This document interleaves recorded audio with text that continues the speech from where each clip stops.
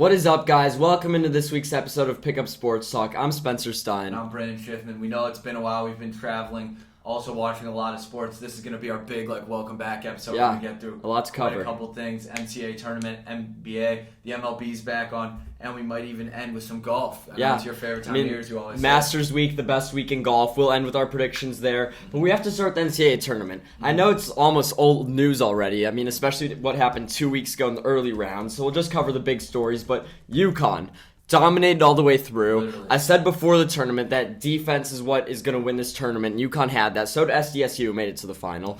And I said UConn was one of the teams that could win it, and they got the job done. Was that the most dominant run ever, or that you could remember? I mean, to be honest with you, yes. I mean, I haven't been watching college basketball for as long as maybe you have or some of our viewers have.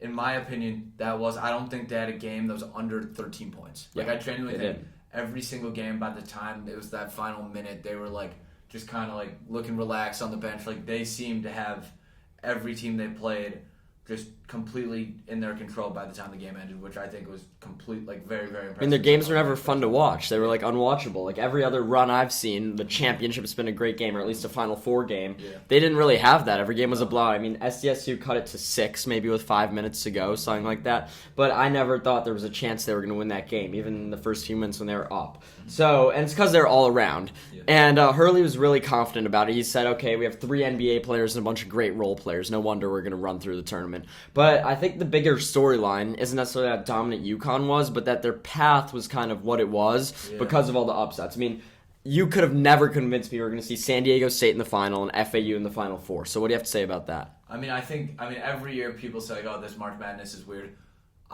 From literally the first few games, I was saying, this is the weirdest March Madness I've ever seen. Every single upset that could have happened, it felt like did happen. Yeah. And I'm really appreciative of that because I felt like it provided a lot of entertainment. But at the same time, I think it made for a very easy way in for UConn. I'm not discrediting UConn at all. Great team, had a great performance, really left no doubt on the table about them being the last team standing. But it made for a less entertaining end of the tournament. I mean, UConn would have beaten anyone. I just firmly believe that. SDSU beat Alabama, who throughout the tournament, once it started, I was like, you know what, I think Bama's going to win it. Initially, I thought Kansas was the best team, followed by UConn. But by the time the tournament was in, I was like, Bama's going to win it. SDSU beat them fair and square. Yeah. I mean, you could say it was not Alabama's day, and on a day where Brandon Miller could actually shoot the ball, they win that game. But San Diego State beat them fair and square using their defense. That's how they got as far as they did. So you can't really say, oh, UConn didn't have to face a team like Bama, because they didn't. Same with Kansas. They got dropped off by Arkansas. They were not the better team. I don't think Kansas would have been a threat to UConn. So I don't think we could really take anything away from UConn. But speaking of the 1 seeds, that's really where all the upsets started, is that no 1 seeds made it past Sweet 16. We saw Purdue get upset first round. Zach Edey. Such a game out of that. Like everyone knows, you shouldn't pick 4 1 seeds to the Sweet 16, so Purdue was going to be my team not to. Yeah. But I thought they would lose to Memphis, let alone FAU, who ended up making a run. I would have never thought FDU. Yeah, no, I was going to say Purdue. When I say that game was absolutely heinous for Purdue's program, it truly was, because Big Ten, and the Big Ten as a whole, correct. All year we've been saying Purdue's a great team, but are they legit? And then they went out into the tournament when they were truly supposed to dominate. Yeah. After beating everyone or at least after winning the Big Ten tournament, got absolutely embarrassed by a team who, I genuinely think I'd never heard of before this tournament. But, I mean, we were saying they were the most vulnerable team. We saw at the end of the 100%. season they but weren't. No one expected them to get knocked for. I mean, some people definitely did. But me personally did. I thought second round at least. But Big Ten's weak. Michigan State was the only team to make it to the Sweet 16. They beat Marquette, which was definitely a good win. That was a great game. But other than that, the Big Ten's pretty weak. I just want to touch on a few other big teams. Yep. Kansas State. I think if they beat FAU, which I assumed they would, we would have seen Kansas State in the national title, and it would have been a very hyped up game. Kansas State looked like a team that was the only threat to UConn to me, and Marquise Noel. During the Kentucky game, I wrote this down. I said, I don't think they're going to win this game against Kentucky, but Marquise Noel might be the best playmaker, playmaker that I've seen in years. I mean, I feel like there's definitely names I forget because college guys often, if they don't make the NBA, they kind of fade away after a few years. Yeah. But the passing, the way he controlled the game, the pace of the game, and he was able to score too, that Marquise Noel had was just so impressive. And people talked about it a lot in the Sweet 16, the Elite 8, but I saw that all the way back in the round of 32. So just really impressive season out of Kansas State. They were picked last.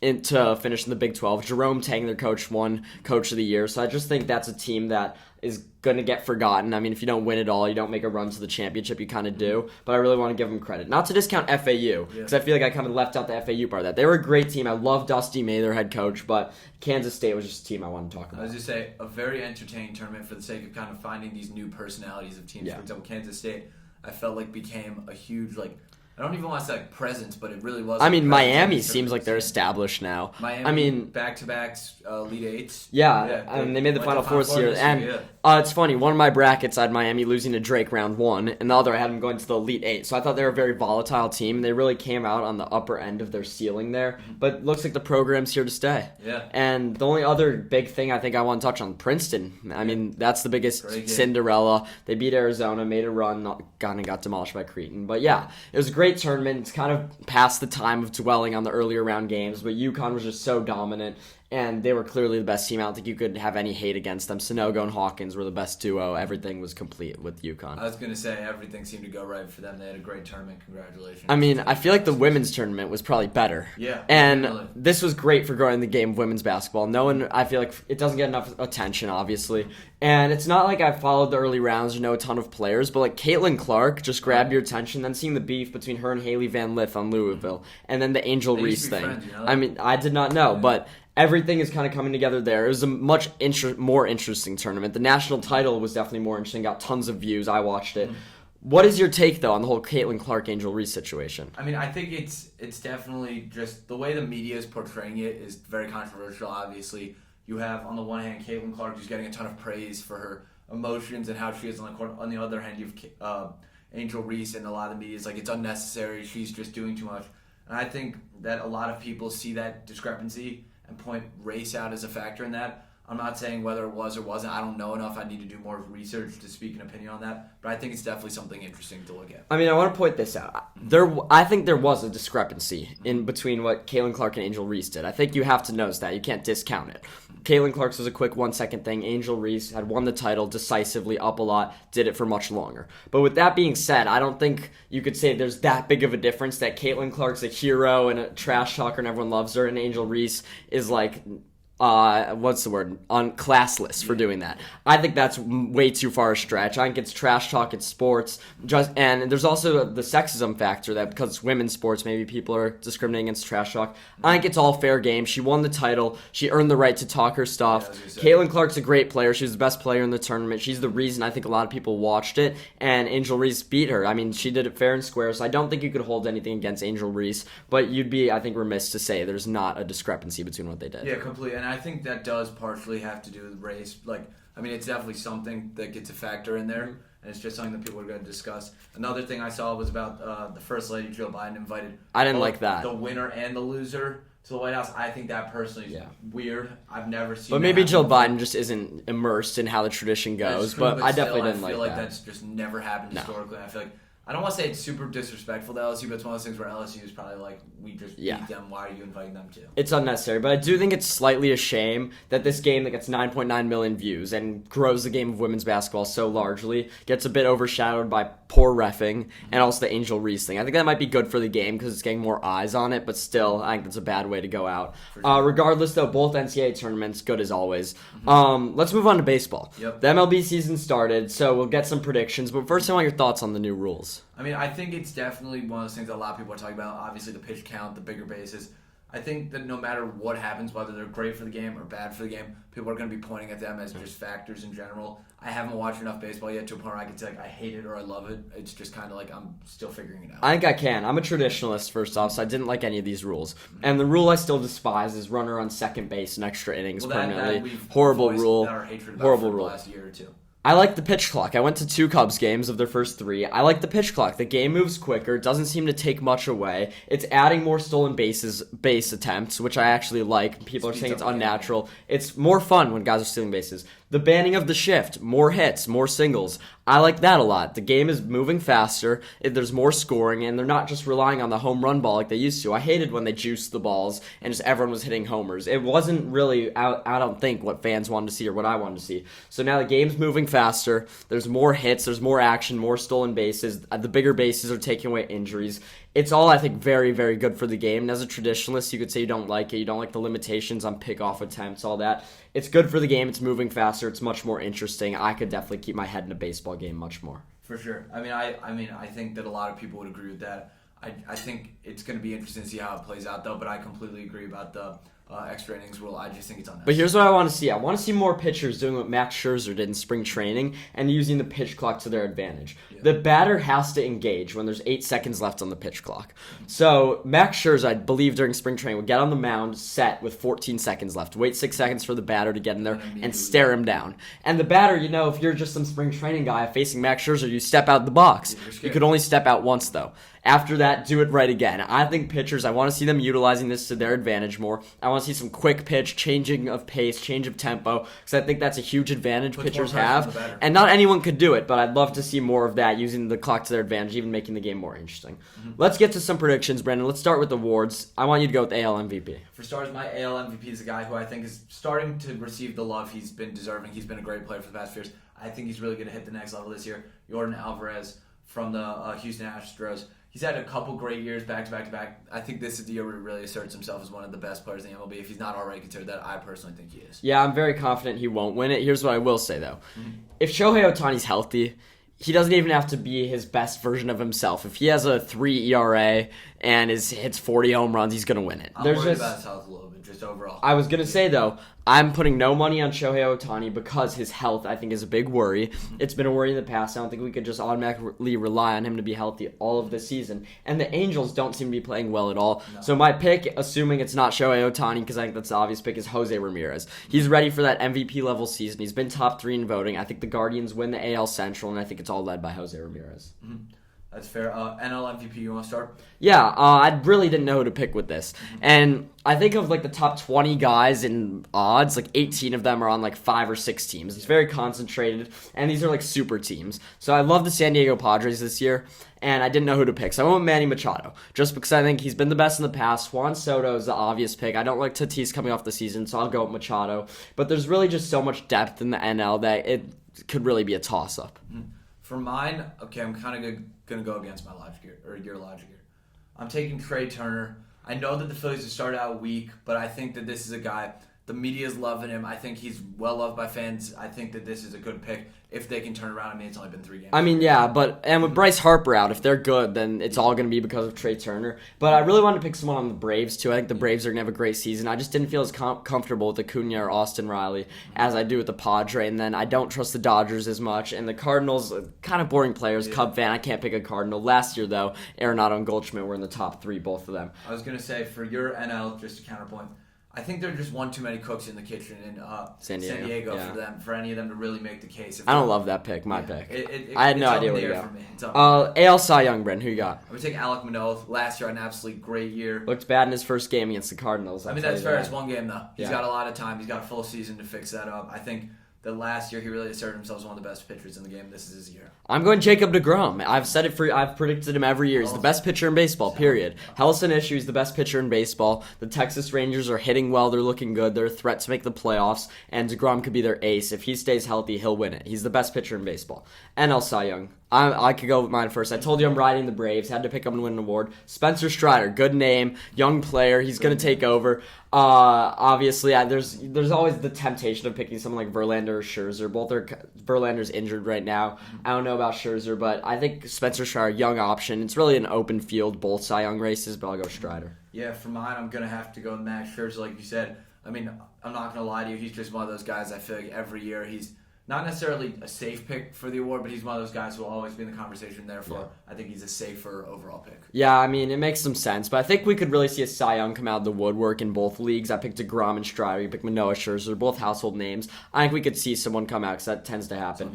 Rookie of the year, last one. I'll go with the obvious pick for the AL, Gunnar Henderson. He's pretty fun to watch. I saw him hit a home run last night. Him and Rushman are going to be good in Baltimore for years to come. I don't think it's a playoff year yet, but I think Henderson bursts on the scene like we all expect him to, kind of like Julio Rodriguez did last year. I kind of have to agree with that. Gunnar Henderson. I think that's a name that we're going to be hearing a lot of this By the way, Julio Rodriguez, sleeper for AL MVP. For sure. Last one, NL Rookie of the Year. I'm going with the pitcher, Kodai Senga, a Japanese pitcher for the Mets. I think he's going to be right up there with Scherzer this season. He has a pitch, the ghost forkball. Sounds like a haunted pitch. I've never seen anyone pitch it. He kind of invented it. It sounds fake. It literally sounds fake, but he got 7 or 8 strikeouts in his first game, and I know it's tempting to just pick someone who's like a top prospect, but I think Senga is going to be just the most consistent guy in the NL of the Rookie of the Year race. Mm-hmm. For mine, I'm going to use some of your Julio Rodriguez logic from last year. A good young player on a bad team. Who knows if they'll bring back. Diamondbacks, they could be fine. I mean, I think that this year he could potentially assert them. My guy, if you don't know, right, Corbin Carroll. I think he has the potential to be one of the bright spots on a team that could be on the come up. And I think Corbin Carroll has a shot to lead the NL in stolen bases right away. I mean, he's an exciting player. The new rules will benefit him. He's fast. Let's move on to what people care about, though, the playoffs. I could do my kind of rundown of the AL first. I have the Astros making the World Series again. They're the obvious pick. They're just the most well-rounded team, but I think the biggest threat to them is actually not the New York Yankees, it's the Cleveland Guardians. I told you I love the Guardians this year. They've always had a good pitching staff led by McKenzie. If he's coming back from an injury, I know. And I think Jose Ramirez, as I said, is going to win AL MVP if Shohei Ohtani can't. So I think if the Astros don't win, honestly, logic would dictate that the Astros don't just go there again. The Guardians are a big threat, not the Yankees like everyone's saying, but obviously I have to pick the Stros. I think the Yankees do win the AL East, and some wildcard teams, the Mariners, the Rays, and the Blue Jays. I mean, I don't feel so confident in the Blue Jays, especially after their 1-3 start. You almost feel like you have to take them. But I think a team out of the AL West will make a play for that second wild card, whether it be the Rangers, maybe the Angels, probably not, or the Mariners. So watch out for the Rangers and Mariners, but realistically, I think I have to pick the Rays and the Jays in the wild card along with the Mariners. Yeah, for mine, I'm not going into a full playoff thing. I'm kind of just going to give my World Series pick. I got the Stros making it out of the AL personally. Like me. Yeah, and I'll give my NL. I'm taking the Padres. I know I said they have one too many cooks in the kitchen for an MVP winner, but come playoff time, that'll be looking good for them. I have the Padres going to the NL Championship, and I think the Atlanta Braves beat them. I think the Braves are just the obvious pick. I think they're just as stacked as the Padres, but they're more experienced, and there's not as much worry about drama. The cooks in the kitchen is going to be an issue for the San Diego. They're an exciting young team, but those are my top 2 to win the World Series. I think it's going to be one of those teams. I personally have the Braves over the Astros. Cardinals win the NL Central easily. Dodgers, Mets, Phillies make wild cards, so pretty straightforward in the NL. The AL, though, I think you could see some action, some teams coming out there, but I have the Braves winning the World Series. Mm-hmm. Got it. You want to move on to some NBA? Yeah, let's move on. It's been forever. A lot of ups and downs in the NBA season. We're just going to get right into it, kind of like rapid fire. Give your thoughts on it. For starters, first question to you about your Lakers. You think they're a threat? Yes. I think they're a good team. So this is maybe the first time all year I'm really, really invested in the NBA. And this last week's going to be interesting, specifically in the West, who's in the play-in and who's not. A lot of movement. I think of the Clippers, Warriors, Lakers, Pelicans, Timberwolves. Right now, the Lakers are the hottest team, undoubtedly, and they're playing the best basketball. I think they're the biggest threat of that. You have LeBron James back healthy, Anthony Davis playing well, but the starting lineup as a whole has come together. D'Lo's healthy and he's playing well. Austin Reeves has taken a huge role on the team. And then the bench depth with Dennis Schroeder, Troy Brown Jr., Wenyen Gabriel, Rui Hachimura. It's a deep team. It's complete. They have what you need to actually compete in the West, and they're playing well. That's all you need. If the Los Angeles Lakers make it to that 6th seed out of the play-in, I will take them to beat Sacramento. I think the Sacramento Kings are a good team. They're underrated, but they're like bottom 5 or 10 in defense. And you could win games all season doing that, but if they're facing the Lakers and the Lakers can lock down defensively like they have in previous years and actually focus, I think the Sacramento Kings defense is going to lose the series for them. So I think the Lakers are a genuine threat to do that. But when we're talking about who's going to win the West, it's got to be the Suns. Yeah. I mean, the Suns are playing the best. They gained Kevin Durant. If it's not them, Denver, I guess, is right below them. But I really think out of the West, it can only be the Suns or the Nuggets. But I think the Lakers, they could get the right draw. They could beat Sacramento, give a big challenge to Memphis. I think it wouldn't shock me if you saw Lakers, even the Warriors or Clippers, making it to the Western Conference Finals. Because right now, as things stand, we're going to see Suns Nuggets in the second round, but I think that's going to decide who goes to the NBA Finals. So my logic with the Lakers is I struggle to trust a team who hits like literally a week before the playoffs. Yeah. Yes, they look good right now. Yes, they have great personnel, and I think that could low-key feed into our next. I mean, they've Clippers and Warriors. So I'll say all three of these teams. Well, I just want to say the Lakers have been the best defensive team since they acquired Jared Vanderbilt. So I don't think it's like a last week type of thing. LeBron's injury kind of derailed that plan, but ever since they've been playing, they've actually looked like a team that wants to win, cares, and can win. I mean, previous years, AD didn't look invested, Westbrook didn't look like a fit. I don't know. I mean, to be fair, okay. Here's what I'll say. All three of those teams are very interesting because on the one hand, they've had pretty rough years, just as teams as a whole, which was crazy because like the Clippers were the 5 seed, but it hasn't felt like a 5 seed year for the Clippers at all. They've been through so many ups and downs. I hate betting on teams because of their personnel, but the fact is, all three of these teams need to be taken seriously because of the guys on the squad, the guys on the roster. All three teams have had guys had major success in the playoffs, therefore they have to be taken seriously. I like what you said though. It's really going to come down to Phoenix versus Denver. No matter where they see each other in the playoffs, that's going to be the deciding. And I like Phoenix a lot more than Denver, by the way, as things stand now. KD's playing some of the best basketball of his career right now. One tipping factor with the Golden State Warriors will be Andrew Wiggins' return. I know he's on track to return. He's gone 21 games with personal issues. We're not getting into that. We know nothing about that. Yeah. But I think if he could start playing good basketball, the Warriors are always a threat. I mean, we know that. Their track record shows they're always a threat. I just think the Lakers are right now, probably after Memphis being third, my fourth favorite team in the West. I don't see realistically anyone else. Do you think New Orleans or Minnesota? They'll be in the play-in, I assume. They could make it out. They're only a half game out, New Orleans is. But do you think that those teams have any meaning? They could do anything? Or are they just discounted as, like, hopefully Denver will sweep them? Yeah, that might take a game or two. Like, that's just, I don't want to sound like I'm, like, discrediting their seasons. They both have pretty good years as franchises, but, like, it's just not like they're going to make some crazy run.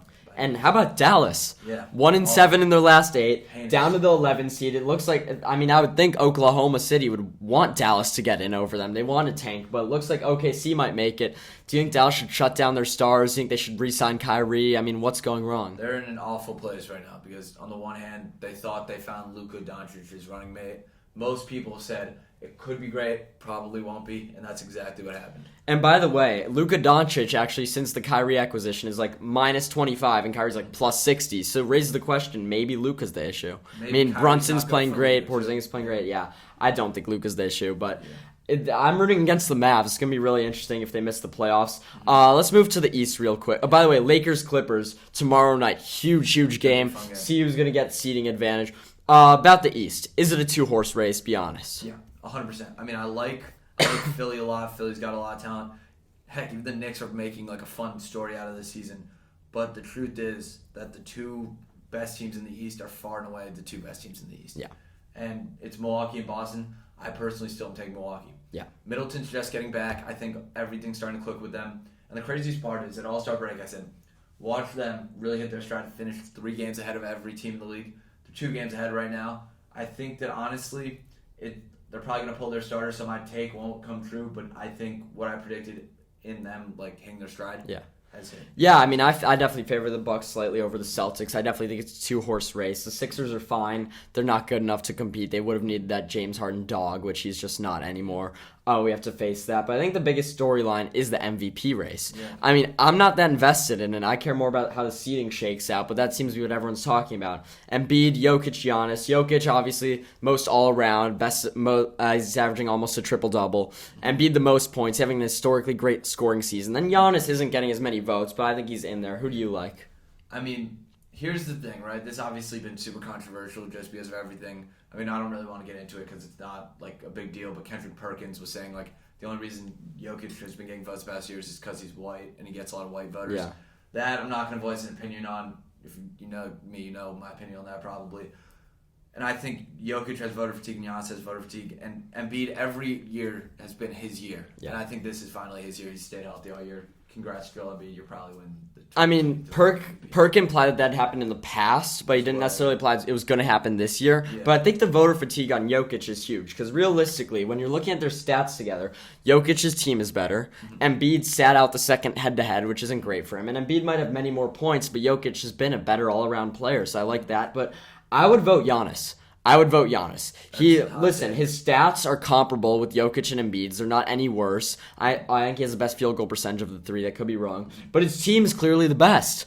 I mean, the only argument for Jokic is that when Jokic leaves the floor, the Nuggets get a lot worse, even though they just beat Golden State without him. And Giannis has Drew Holiday, who's the most underrated player in basketball. He's a great defender. He could drop 50. He did drop 50 a few weeks ago. But Giannis has the best team in basketball. His stats are comparable. I give him the slight advantage for that. Embiid's great. He's having the best scoring season right now, but I just don't think when the rest of his stats aren't there and his team's play isn't there, I just don't think I'd be able to vote him. But I really don't care. I think it could be any of the three, and I honestly think I'm just glad to toss up this late into the season. Usually it's all locked up. Yeah, normally by this point in the year, it's like who even cares? Exactly, but any of them you could give it to. I wouldn't be mad at Embiid winning it by any means. Let's move on to the Masters, Brandon. Last thing, let's wrap this up. What are your expectations for Tiger Woods? Obviously, Tiger in the Masters always gets a lot of buzz. I expect him to make the cut. I think he's going to have a good performance. I know a lot of people are doubting him. I just can't doubt Tiger at Augusta. I'm really excited to watch him. I don't think he's going to make the cut, but I'm just glad he's still playing. How about the winners? What are your picks? Who can win? So my first overall, it's a guy that I feel like I'm always picking. I get made fun of by some of our friends just because he's the only golfer they think I know. Scotty Scheffler, he's playing the best golf of his career. He's really established himself as the number one golfer in the world. Some other guys, I'm looking at Tony Finau, Cameron Smith, and Rory McIlroy. I think we could see a Danny Willett type of year. I think we could see someone come out of nowhere and win it just because the choices seem too obvious. When I was really looking at the fields, there were 4 guys I think could win. Scheffler, Rahm, Cam Smith, and Rory. Rahm seems almost too obvious. I think everyone always picks him at Augusta, just like Justin Thomas. He never really gets it done.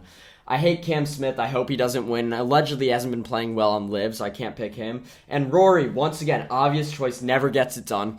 I think Rory's the perfect pick this year, though. It'd be cinematic when the Live players are there, if he wins it all. Realistically, Scheffler should be the favorite. He's playing the best golf. He's won there before. It's just obvious. I feel like Scheffler and Rory are my 2 picks. They're too obvious. So I don't know. It could be anyone, but if I had to put money on someone, I guess it'd be Scheffler, too. It's a boring pick. 2 bets I like, though. Matt Fitzpatrick, top 10. I think he's the most underrated player in golf. He won the Open last year. He's playing amazing, or almost won. Maybe he won the PGA. I don't remember because I think Cam Smith won the Open. And Tony Finau, as you said, top 5. He shows up when it's big. He won't win it all. He never wins it all. He's Mr. Second Place. But Tony Finau, top 5. It's a tough legacy to have. One more thing I want to throw in, by the way. James Harden quietly leading the league in assists, by the way. But I just don't think that Sixers team's there. Is there anything else you got to throw in? For basketball? Anything. Bulls just upsetting always, They'll make the play and we'll go lose a road game as a 10 seed or something. I don't know. It's almost time to look forward for next season, I guess. It's a shame. But thank you guys all for tuning in. We'll be back next week with Masters review. We could put college sports, I think, in the past, really focus on the NBA and the NFL draft's creeping up on us. Yeah. The Bears trade, a lot's going on. We didn't even mention free agency. So next week will be football heavy, a little bit of Augusta. So yeah, thank you guys for tuning in. Yeah, thank you so much for watching. Make sure to like and subscribe and share with a friend. Thanks.